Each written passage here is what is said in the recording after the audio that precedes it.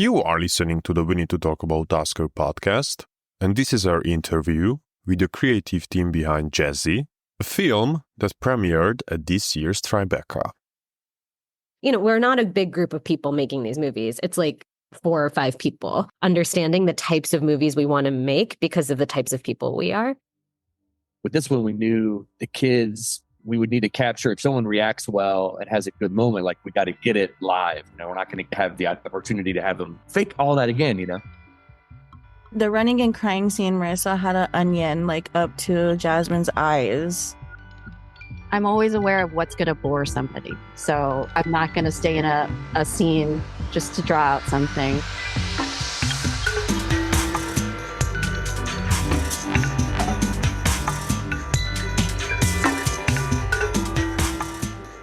Let's start with an easy question, and the way I see it, this isn't really a spoiler, especially since the listeners will only understand it once they've seen the film. So what are you all's dream cars? Rolls Royce. I've actually never thought about that question. I'm in Soraya's camp. What's the line? Jazzy says, what's your dream car? And then Soraya, Yeah. I don't have one because having a dream car is dumb. That's what. Let me think. Andrew probably has it. Yeah, I know exactly what I want. And I'm very close to purchasing one because they just made them legal in Texas. But it's a tiny little Japanese truck called a key truck. And it's like got a full truck bed, but you kind of ride on the truck and it's really, really tiny. And they're cool. You got to look it up. KEI truck. They're the best. Are you getting a sponsorship? I'm getting a sponsorship. Yeah. Hit me up. I represent. Okay, so we are going to edit that. No. Maybe that old Jeep, the wood paneled Jeep, but like a really, like a good, like a really usable version of it that won't break into a million pieces and like actually functions. That would probably be my, like that vintage wood paneled Jeep. But I really have genuinely never thought about it. Mini Cooper and you are pretty bonded at this point, though. I feel like that's when I can't picture you in another car but the coupe. You know, it's just because all of us have spent so much time in that car. Yeah, making a lot of movies. The life in that car, yeah. Yeah. Subaru station wagon. Beautiful. Perfect.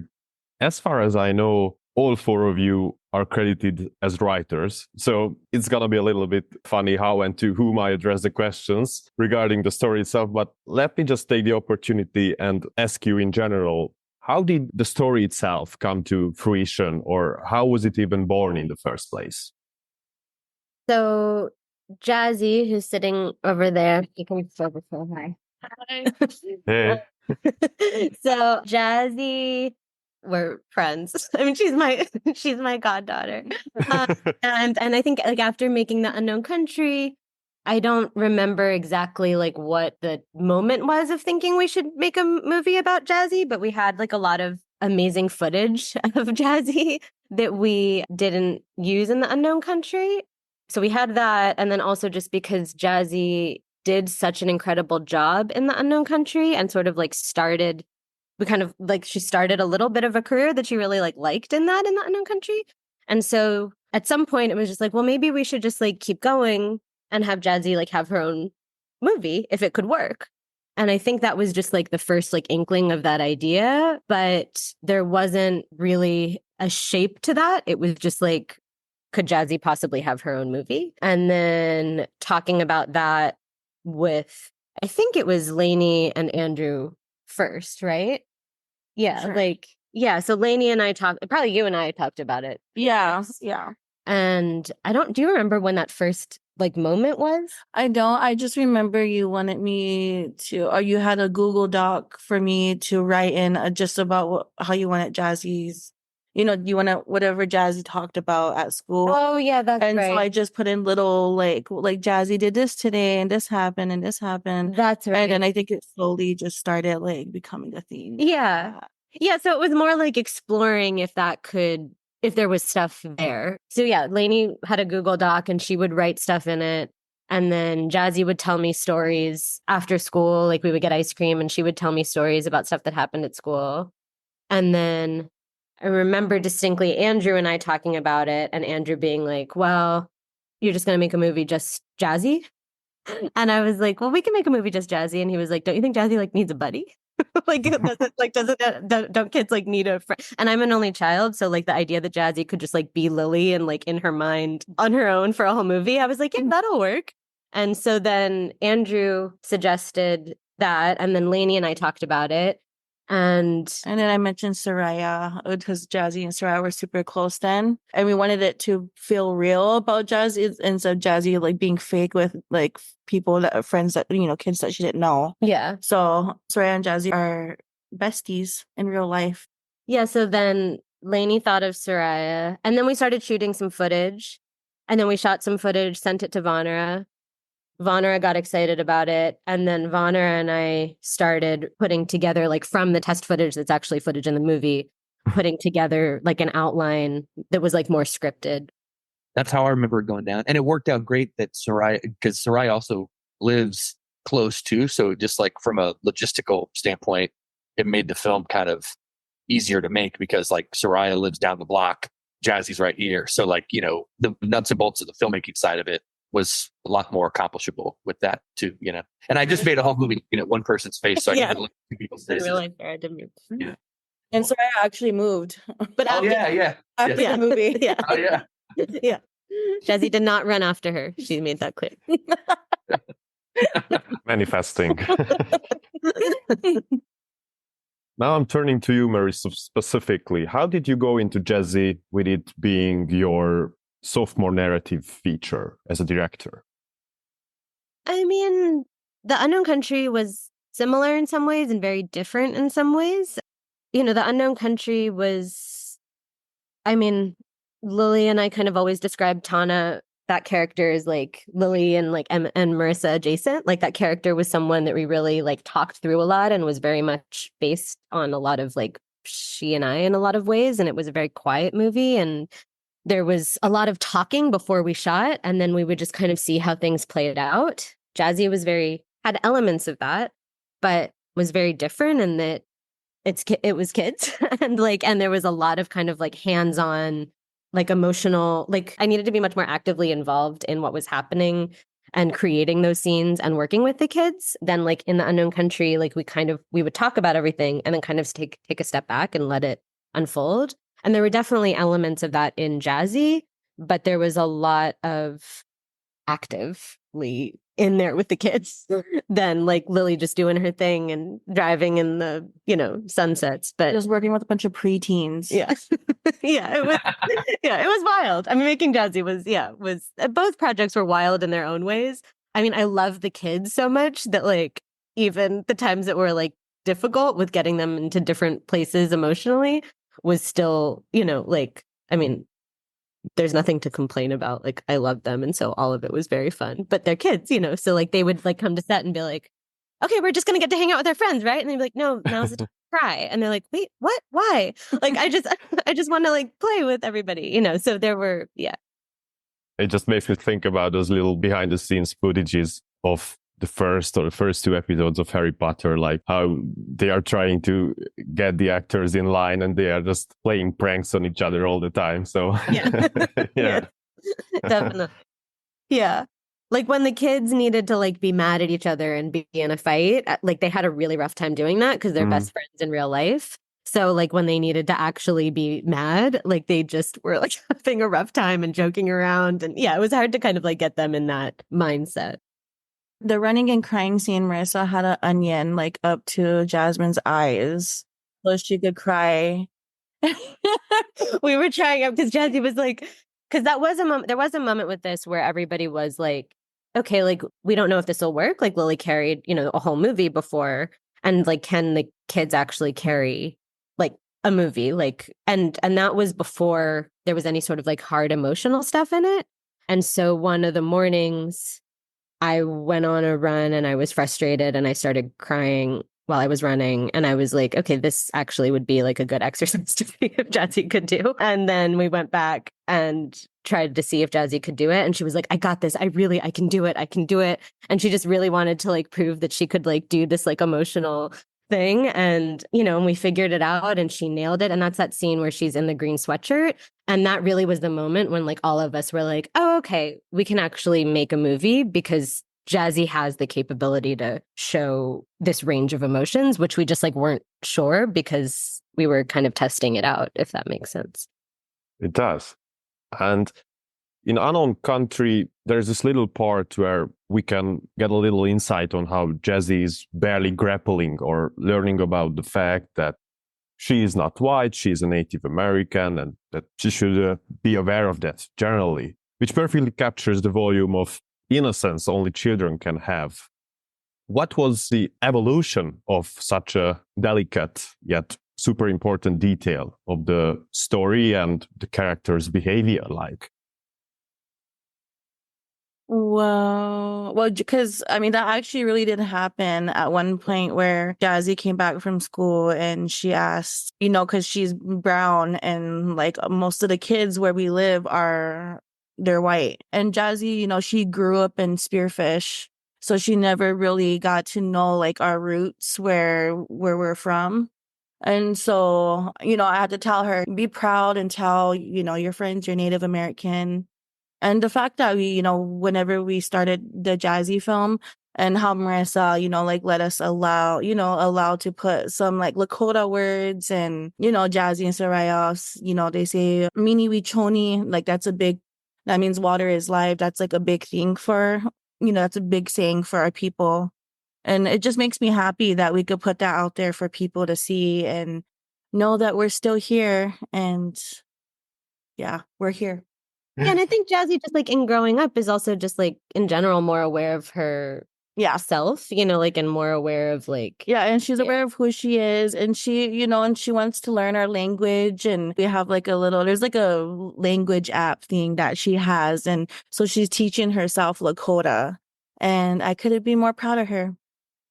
The different shapes and forms of grief play quite a big role in both films, whether it's in the form of death or losing your best friend. And I really liked, or rather appreciated, how you always approach it head on, but at the same time with sensitivity.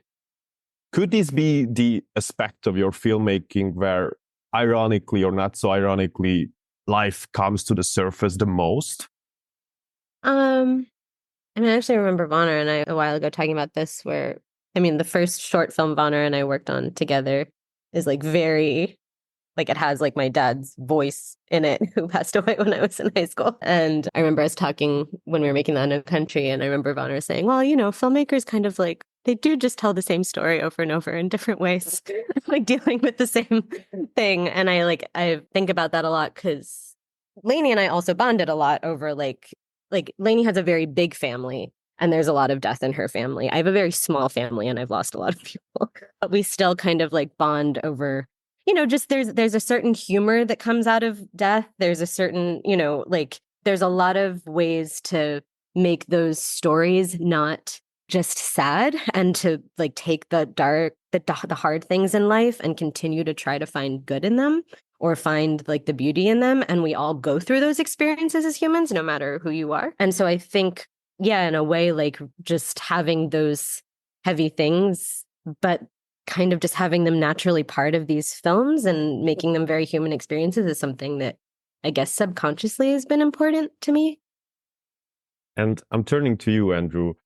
I really have a soft spot for cinematography, and your visual style is absolutely gorgeous. I just have to say this. And so my question to you is, what was it like seeing the story you co-wrote unravel through the lenses, through the eyes of the camera?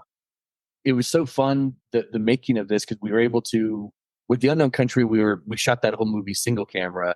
So, you know, if you like a scene and it feels like it's, you know, you got to get the coverage, you got to almost fake it and repeat it all and get the coverage from the other side, like traditional filmmaking. But with this one, we knew the kids, we would need to capture, if someone reacts well and has a good moment, like we got to get it live. You know, we're not going to have the opportunity to have them fake all that again, you know?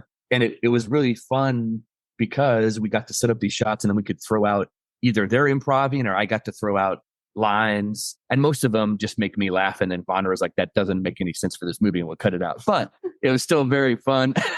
It was cool to be able to be creating the visual stuff I'd like to create. But then, you know, Morrisa is such a collaborator that like, no directors typically let the DP like get dialogue into movies, right? That's not really my role, but she always has seen me as someone that can do more than just the camera work and the lighting, And it was just a great experience overall to be able to do that. And the kids were so good at hearing notes or hearing like a piece of dialogue and then being able to deliver it really quickly and then maybe even making it funnier because they like think my dialogue is terrible and then say something mean to me, but then it's kind of funnier and then you use that. So, it was just it was a very fun movie making experience that, I'm not used to getting to do it like that.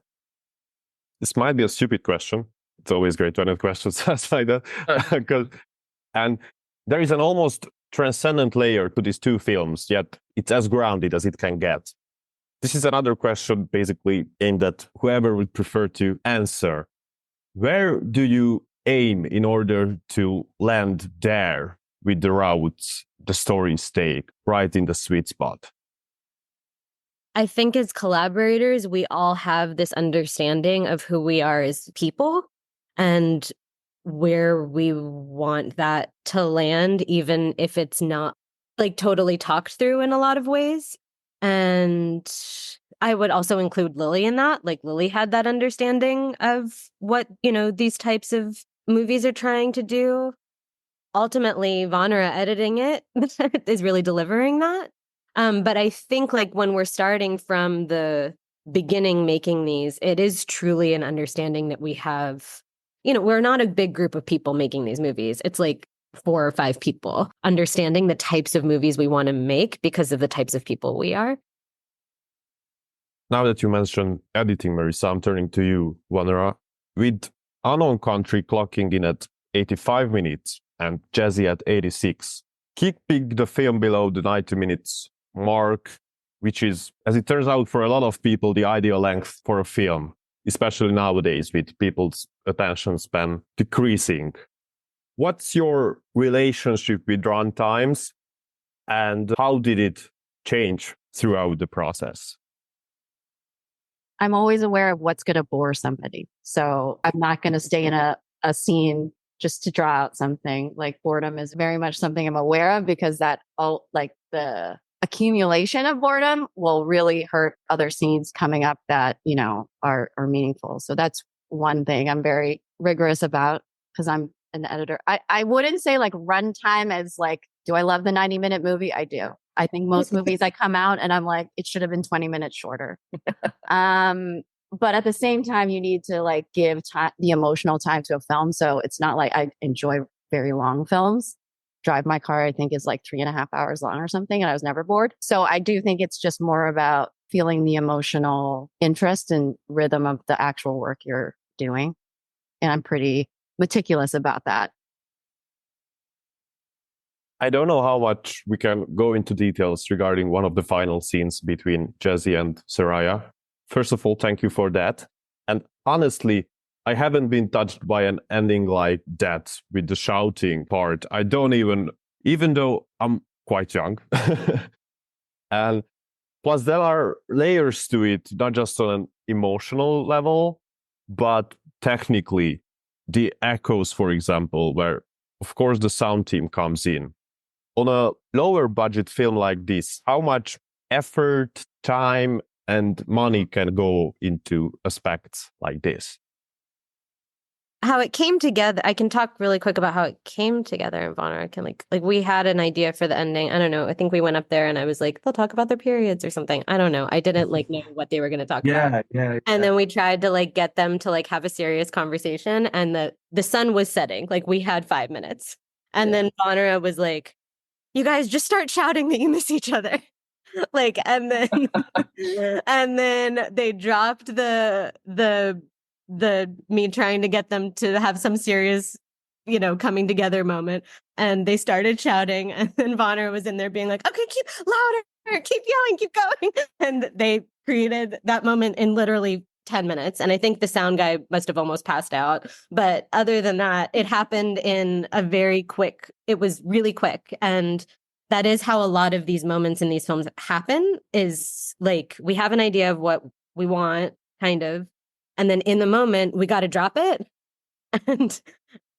an idea happens, you hope that works. And that's how that came together. I don't know if Vanara wants to add anything to that. The girls, what I loved about them is that they are equal collaborators with us. So if they don't think something's true to the scene, they will not do it. And I really appreciate that. I think that also like really grounded the reality of the scenes because it captured their essence because they'd be like, yeah, no, I wouldn't say that. So we would have to work and see like, okay, what is something that would feel accessible for them? So I think that was part of it. It was like, oh, we can make this into a competition and hopefully it'll work. And thank God Andrew was there with a second camera. Yeah. Because there's That was a lot of good themes. figuring that out in the beginning. Like, hey, we need to always be covering because I think that's why it feels so grounded too. Is like that scene happened once. We didn't get another take of that. That is every moment of that is in the, it happened just like that, and the sun was down and we had driven 3 hours to get to this spot. No getting it again. The next day I think we are flying to New York to hear the Unknown Country premiere. The next day we are all on the plane. Yeah. So there's not getting it again, And yeah, Vanara saying the miss you thing, and then the girls, it all just kind of was one of those moments on set where we knew it was working when we were getting it. And it was just such a great suggestion. The girls did so awesome with it. And all the people were on point. Like everybody just nailed it because we didn't have an opportunity to not nail it, Just everybody was so pro. We do on both films on the Unknown Country, just your budget question, on the Unknown Country and on Jazzy. Sound design is something, even though they're, that's something that is very important. So we did, spending time on the echoes and making sure that all of that that environment is all built out correctly is something we do take a lot of time with. So just to answer your other part of your question. Yeah. And now that I brought up money, talking business, with the state of indies, as it's, of course, a recurring question, how do you see it with the way, on one hand, AI gaining ground, supposed box office hits underperforming, especially in the last couple of months? Could this bring more room and it's probably not the right word, but appreciation for you guys? I'll let Vanara and Andrew answer that one. Oh boy. It's a great question. I think I'm not as worried, I guess, as a lot of people are with that. I view it as a potential tool that we might be able to use with movies like this, where we don't have the money to get the big establishing shot of, some area. Maybe we can use that tool to help us get that shot. And then we can go inside of that and then shoot it like we normally do, in this kind of indie way. And I think our stories are always going to feel so real that like, I just don't really see a computer doing what, the graphics aside, I just don't think it's there. I just don't think it can do that. There's too many moments that are accidental and wrong and perfect that have to happen in order for a movie to work and feel real, that I think, the brokenness of how we make things is why they work, not the perfection that a computer can spit out, That was great. A good sentence. Blacked out. What did I say? No,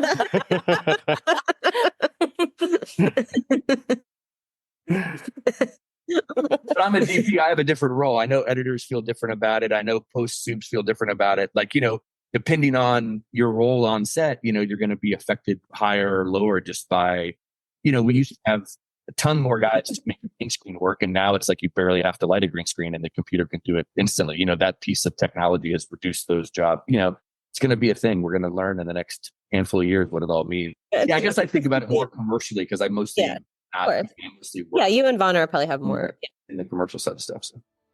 Well, thank you guys for taking the time. I absolutely adore this film and your work. So thank you so much. That's so nice to hear, man. Appreciate it.